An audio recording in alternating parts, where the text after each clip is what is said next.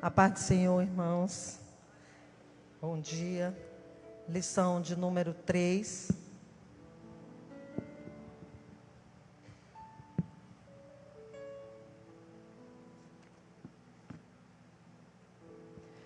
Segunda Coríntios, capítulo 3.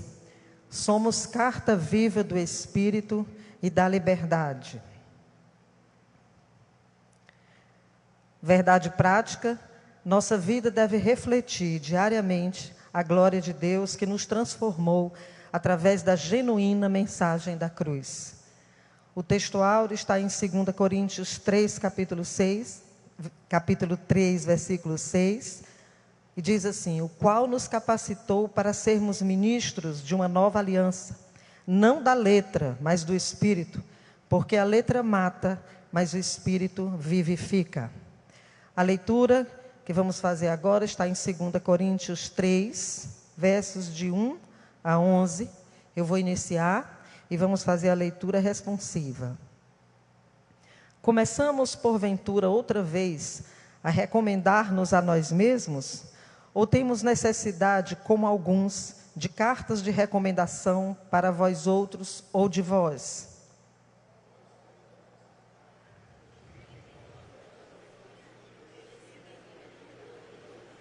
Estando já manifestos como carta de Cristo, produzida pelo nosso ministério, escrita não com tinta, mas pelo Espírito do Deus vivente, não em tábuas de pedra, mas em tábuas de carne, isto é, nos corações.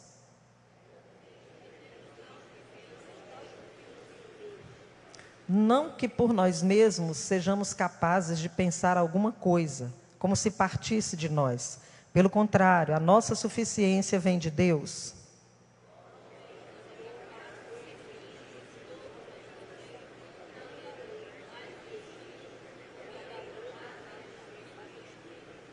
E se o ministério da morte, gravado com letras em pedras, se revestiu de glória a ponto de os filhos de Israel não poderem fitar a face de Moisés por causa da glória do seu rosto, ainda que desvanecente, como não será de maior glória o ministério do Espírito?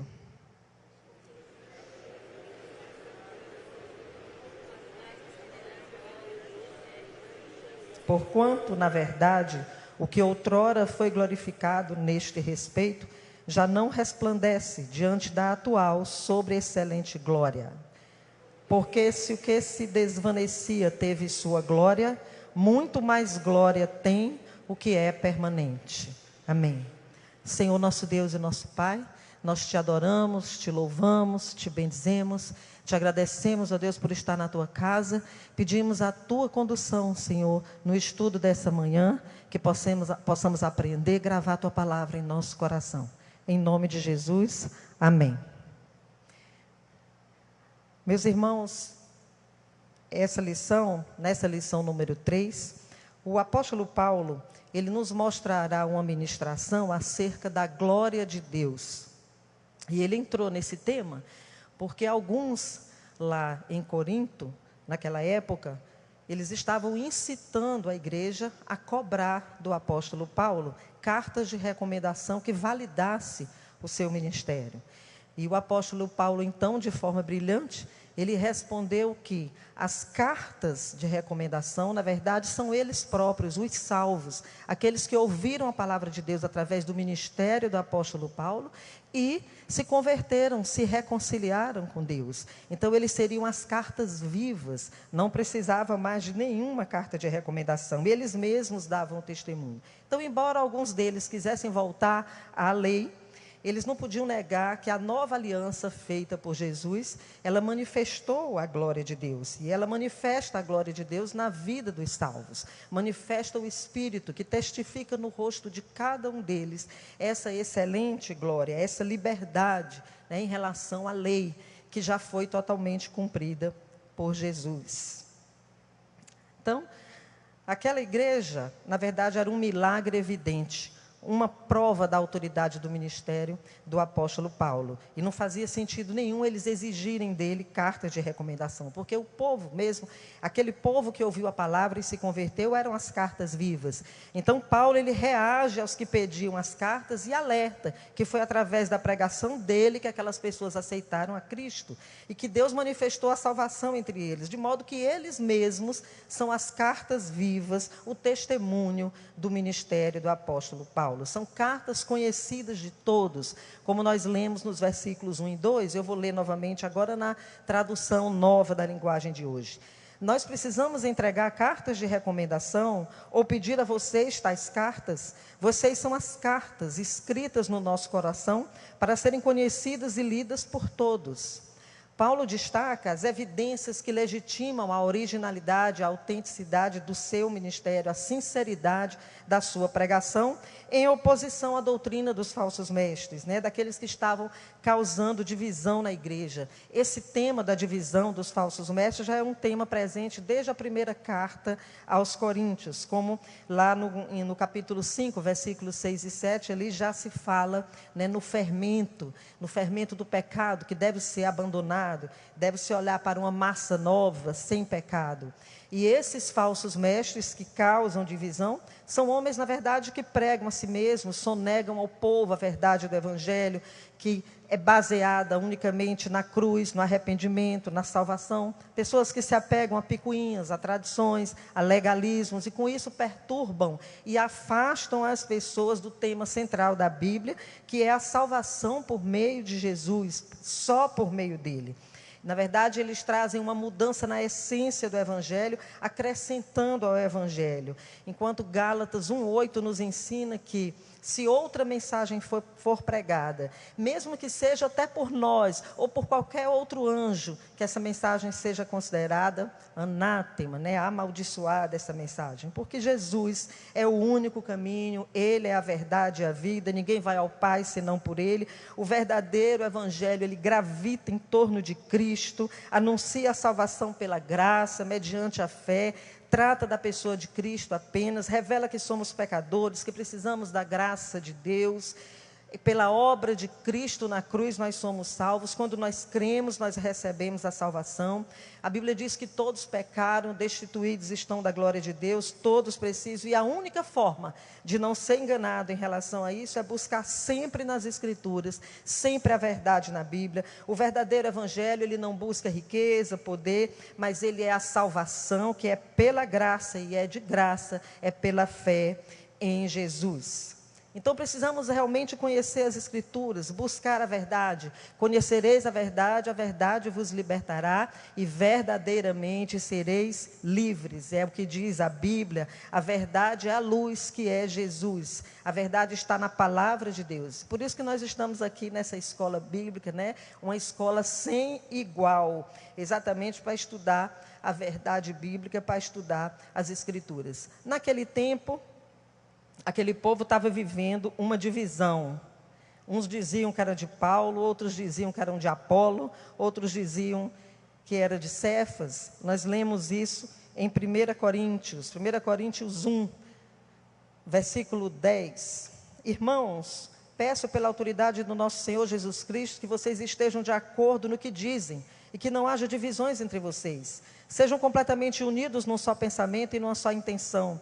Pois, meus irmãos, algumas pessoas da família de Cloe me contaram que há brigas entre vocês. O que eu quero dizer é isto: cada um de vocês diz uma coisa diferente. Um diz, eu sou de Paulo. Outro diz, eu sou de Apolo. Outro, eu sou de Pedro. E ainda outro, eu sou de Cristo. Por acaso Cristo foi dividido em várias partes? Será que Paulo morreu crucificado em favor de vocês? Ou será que vocês foram batizados em nome de Paulo? E ainda 1 Coríntios 3, a partir do 1. Na verdade, irmãos, eu não pude falar com vocês como costumo fazer com as pessoas que têm o Espírito de Deus. Tive de falar com vocês como se fossem vocês pessoas do mundo, como se fossem crianças na fé cristã. Tive de alimentá-los com leite e não com comida forte, pois vocês não estavam prontos para isso. E ainda não estão prontos, porque vivem como se fossem pessoas deste mundo. Quando existem ciumeiras e brigas entre vocês, será que isso não prova que vocês são pessoas deste mundo e fazem o que todos fazem? Quando alguém diz, eu sou de Paulo, e outro, eu sou de Apolo, será que assim não estão agindo como pessoas deste mundo? Afinal de contas, quem é Apolo e quem é Paulo? Somos somente servidores de Deus, e foi por meio de nós que vocês creram no Senhor. Cada um de nós faz o trabalho que o Senhor lhe deu para fazer. Aquela era uma igreja que foi chamada a atenção por Paulo por causa das contendas, das desavenças. Isso acontece por conta do pecado, como nós lemos aqui na Bíblia. E o pecado é uma realidade entre os seres humanos. Ocorre que na igreja não se espera, não é, tanta divisão, tanta contenda, tanta desavença, porque a igreja conhece a palavra de Deus e sabe que da contenda, da intriga, só resulta vergonha. Resulta vergonha para o evangelho, o evangelho torna-se desacreditado, desonrado o pai, o filho e também o povo acaba desmoralizado. Não é difícil perceber nos dias de hoje facções, divisões, grupos, né? Grupinhos dentro da igreja, pessoas que não agregam, na verdade só dividem, em nada acrescentam para a obra do Senhor, porque a divisão, ela sempre é negativa. É preciso esclarecer que opiniões diferentes das pessoas não significam divisão. Ao contrário, a diversidade é positiva na vida da igreja. Jesus morreu por todos, todos foram chamados. Mas a divisão é negativa. Nós vivemos em Cristo a unidade na diversidade. O Evangelho produz unidade, união e não dissensões. E quando acontece um problema desse, é preciso resolver a questão, como lemos aqui em 1 Coríntios 3, na primeira leitura. Quando Paulo foi tratar desse assunto, ele agiu com total transparência. Ficou sabendo das contendas, informou à igreja o problema, até o nome de quem lhe trouxe o problema. Quando as coisas são trabalhadas assim, dessa forma, o mal é tratado, é resolvido, sem deixar feridas, a maledicência também é neutralizada. Mas nem todos na igreja optam por agir assim. No entanto, o apóstolo Paulo agiu dessa forma, foi o caminho adotado por ele para resolver aquela questão. Porque, na verdade, se deixar a divisão, como vimos aqui, como lemos que acontecia lá, é como se os de Paulo, de Pedro, de Apolo, eles fossem de vários Cristos. E Jesus é uma verdade. Só Jesus salva, só Ele é digno de honra, de glória, de louvor. E o que se conclui é que quando se depara com uma igreja assim, é uma igreja carnal, é uma igreja infantil, não está centrada nem preocupada com a pregação do Evangelho. Os pregadores estão pregando Cristo, dizem que estão pregando Cristo, mas na verdade eles estão se tornando os protagonistas e não a verdade genuína que Jesus pregou. E isso acontece, como lemos na palavra de Deus, quando o mundo está influenciando a igreja e não a igreja influenciando o mundo. Quando a igreja é carnal, como esta que nós vimos aqui, na igreja de Corinto, como lemos em 1 Coríntios, ela é cheia de inimizades, por questões pequenas, e a essencialidade do evangelho vai sendo posta de lado, né? Ela é carnal, é cheia de firulas, e parece até composta de pessoas que não têm o que fazer, enquanto a palavra de Deus diz que a seara é grande e são poucos os trabalhadores.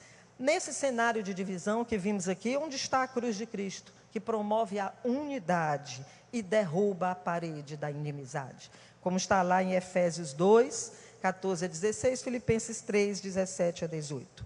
É um retrato de uma igreja que estava preocupada em seguir o líder. Sou de Paulo, sou de Pedro, mas não preocupada em pregar a verdadeira mensagem da cruz. Os grupos revelam sentimento faccioso, partidarismo. Aquela igreja, na verdade, ela era, né, pluripartidária. Paulo, Pedro, Apolo.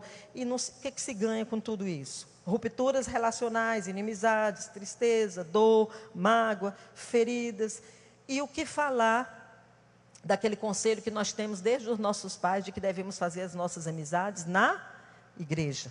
Levar os nossos filhos, que ali eles estão mais seguros, porque estão junto a pessoas que creem da mesma forma, que vivem, ou pelo menos tentam viver da mesma forma, em santidade. Então, isso não é o papel da igreja, perder tempo com isso, é permitir que muitos se desviem, muitos percam a salvação, não se salvem, né? Um ambiente de competitividade, um ambiente que não pode existir. Porque quando a igreja perde isso, se ela perdeu, é preciso resgatar a sua identidade de irmandade, de comunidade unida pela cruz de Cristo, através da qual todos trabalham juntos, se respeitam, se amam, se honram, como Cristo ensinou, e é o princípio base do Evangelho e do cristianismo.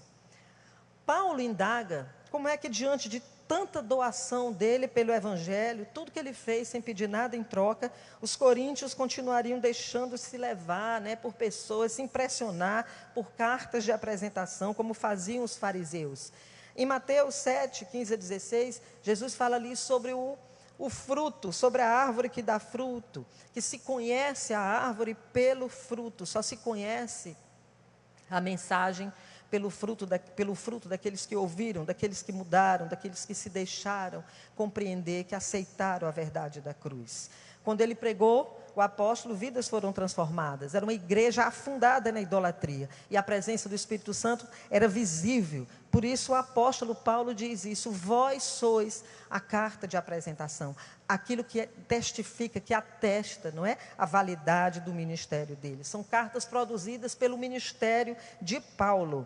E ele diz isso, que aquela igreja, aqueles irmãos, eles são a carta de Cristo. O sentido aí é que a igreja edificada por Jesus, a partir da verdadeira pregação do Evangelho, essa verdadeira pregação pregada pelos apóstolos, porque o apóstolo Paulo, ele alerta aqui, que seja reconhecido que somente os apóstolos preguem a verdadeira mensagem. A igreja retirada da idolatria, ela foi produzida, ela passou a existir pelo ministério do apóstolo Paulo. E é um risco muito grande dar ouvidos a quem não prega a mensagem da cruz. A mensagem determinada e escrita pelo Espírito Santo, não em tábuas de pedra, mas no coração do homem, verdadeiramente dentro da mente humana, do coração do homem. São as cartas da nova aliança. A verdade é que aqueles que queriam desmoralizar Paulo, eles queriam acrescentar ao Evangelho ritos, costumes, tradições, proibições, interditos mosaicos. E o alerta de Paulo primeiramente esse, é o de que a verdadeira mensagem da cruz foi pregada por ele e pelos apóstolos. E ele nos ensina. A lei mosaica, ela manifesta o pecado sem nunca justificar. Por isso a letra mata. É preciso agora fazer uma introdução para dar uma explicação. Talvez alguém já tenha recebido algum ensinamento errado a respeito dessa frase. Porque a letra mata e o Espírito vivifica. Primeiramente, precisa esclarecer, ficar bem claro que isso não quer dizer nenhuma dicotomia, nenhuma divisão entre estudar a palavra e buscar a presença do Espírito Santo, ou orar, ou se dedicar mais à oração. Não. Aqui Paulo não está se referindo ao conteúdo da Bíblia, ou sequer querendo mencionar ou insinuar que buscar a presença do Espírito é mais importante do que estudar a palavra. Não. O conteúdo da palavra de Deus é o importante. Todos nós precisamos estudar muito. É como a gente ouve alguns ensinarem: comer a palavra, estudar, aprender, guardar, viver, ensinar, pregar essa palavra. Porque o crente que tem maturidade é aquele que conhece a palavra de Deus, se debruça nela, estuda dia e noite a palavra de Deus. Não há uma divisão aí. Não se quer dizer que pode dividir a leitura da palavra, o conteúdo da Bíblia, porque ela é vida. É ela que produz a vida em nós. Ela nunca pode significar a morte, mas ao contrário, vida. É tudo junto. Ler a palavra de Deus, estudar, buscar a presença de Deus, orar, buscar a presença do Espírito Santo, buscar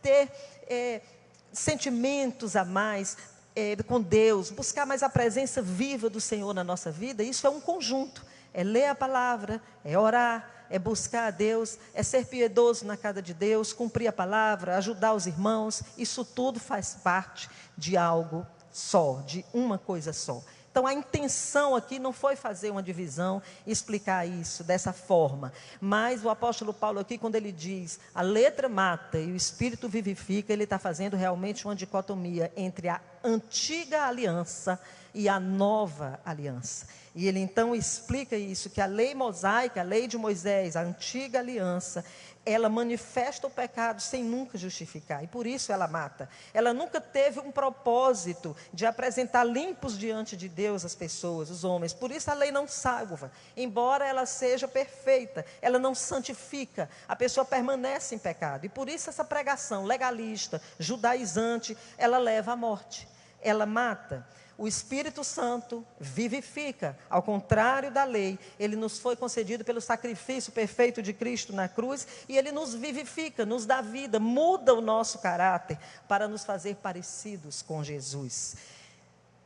Ele escreve em nós mesmos a vontade de Jesus para nós, a vontade de Deus. Então nós vivemos sob a nova aliança, sob a graça que nos foi concedida. É isso que significa. A letra mata, né? O ministério do Espírito, o Espírito vivifica. Para combater melhor esse falso ensino dos judaizantes, alguns lá estavam se levantando, querendo cumprir, querendo fazer cumprir novamente a lei. Paulo faz algumas comparações entre os deveres da lei e os favores da graça.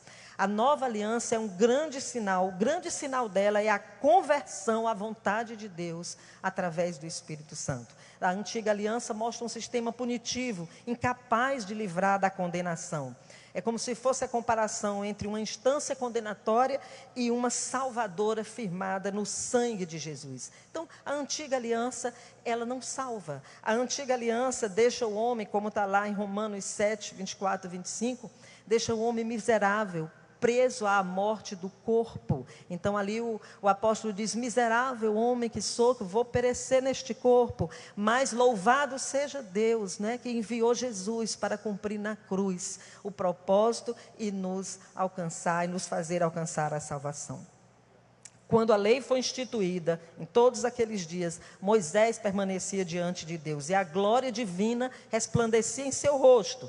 Paulo quer mostrar aí, como está muito bem posto aí na lição, que no passado a santidade, a perfeição, ela se manifestava por alguns instantes ali no rosto de Moisés, não é? A glória de Deus. Na nova aliança, essa glória firmada no sangue de Cristo, pela atividade do Espírito Santo que convence, que converte e que santifica, essa glória resplandece em nós de forma permanente, e não por alguns instantes, e não transitoriamente. A glória sobreexcelente. Paulo ensina que em Cristo Deus revelou toda a sua glória de modo nítido. Então, irmãos, tudo é Jesus. Tudo se resume em Jesus. Na antiga aliança, aquele povo olhava para frente, porque ele esperava o Messias. Já havia o sangue derramado, o sacrifício, mas isso apontava para Cristo, para o Messias que viria. E na nova aliança, nós olhamos para trás, que também é Jesus, o Messias que já veio e já morreu na cruz para nos trazer a salvação. Amém? O brilho eterno. Paulo falava com liberdade, pois ele era conduzido pelo Espírito Santo, que opera e resplandece eternamente na igreja. Igreja separada, igreja santificada. Não é um brilho provisório e nem apaga rápido, mas é uma atividade constante na vida do crente. Uma mensagem dessas não era possível ser feita para os gregos, nem possível ser feita para os rabinos. Não era um assunto a se tratar com filósofos.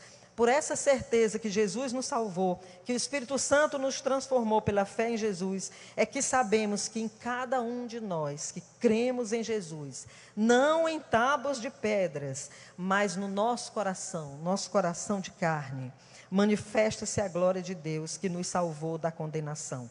A glória de Deus, ela se manifesta na transformação definitiva operada pelo Espírito Santo. O Espírito e a liberdade que nós temos. A nova aliança permite que nós nos tornemos semelhantes a Jesus. A mudança pelo Espírito Santo acontece em cada um pela fé em Jesus e não com base em preceitos antigos, preceitos judaicos. Não existe essa escravidão legalista. Alguns em Corinto não enxergavam no sacrifício da cruz o plano perfeito pelo qual a sabedoria de Deus promoveu a salvação para todos nós. Eles não podiam perceber claramente que na Torá e nos profetas tudo aponta para Jesus. O apego ao legalismo não deixava eles enxergarem a total manifestação de tudo o que a antiga aliança anunciou. O Messias viria.